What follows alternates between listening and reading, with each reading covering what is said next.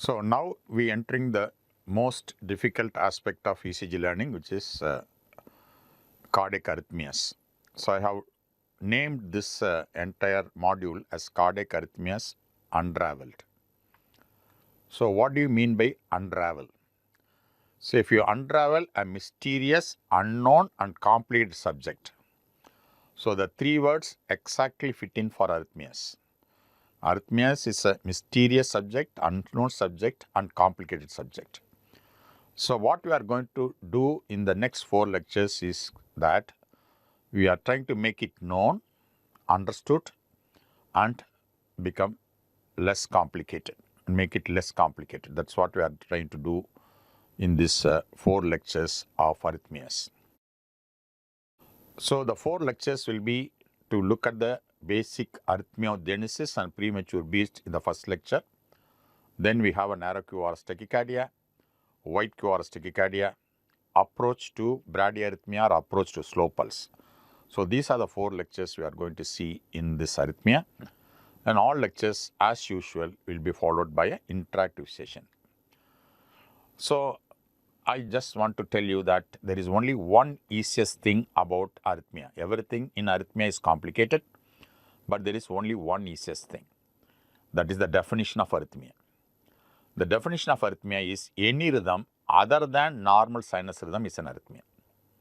So such an easy thing, no? So in arrhythmia is any rhythm other than normal sinus rhythm is a arrhythmia. That's why it's called arrhythmia. So for that, it is very important to realize how to recognize a normal sinus rhythm in the ECG. So then only you can diagnose an arrhythmia.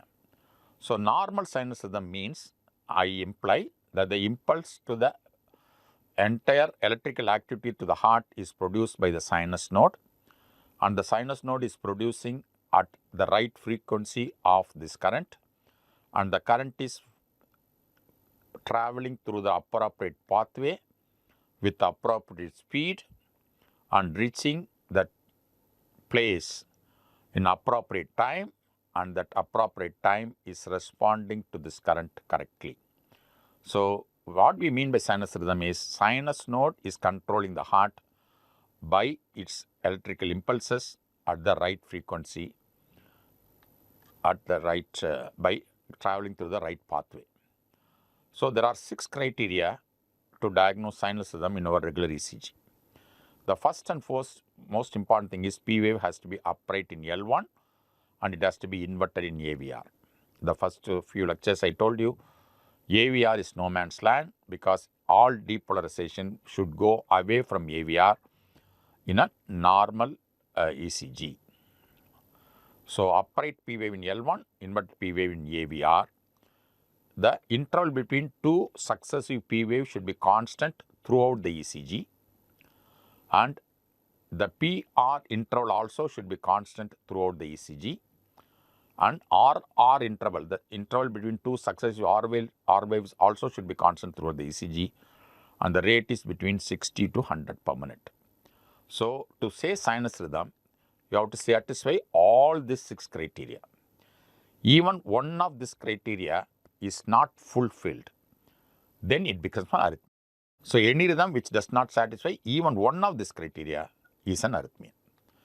Now look at the ECG to diagnose a normal sinus rhythm. First you have to look at the P wave in L1, look at the P wave in AVR. Upright in L1, inverted in AVR. Then see what is the interval between 2 successive P waves. For example, it is 5 squares between 2 successive P waves. Throughout the ECG, the interval between 2 successive P waves should be 5 squares, which means constant PP interval. Then you measure the PR interval, let us say it is 0.18 seconds or 0.18 seconds. Throughout the ECG, the PR interval should be 0.18 second, constant PR interval. Then we look at the RR interval, which is the distance between 2 successive R waves. So let us say if it is 5 squares. Throughout the ECG, the RR interval should be 5 squares. Then of course, if we calculate the heart rate between 60 to 100 per minute. So that are the 6 criteria to diagnose a normal sinus rhythm, provided the ECG is recorded in the normal standardization and the normal speed. So this is how we make a normal sinus rhythm. Any rhythm which is not going to satisfy any one of these criteria I have mentioned is going to be arrhythmia. So first what we are going to see in arrhythmia is whenever in an ECG, the most important and common thing in ECG is an abnormal beat. A regular sinus beat is coming, suddenly you find an abnormal beat, a beat which is different in configuration when compared to the sinus beat.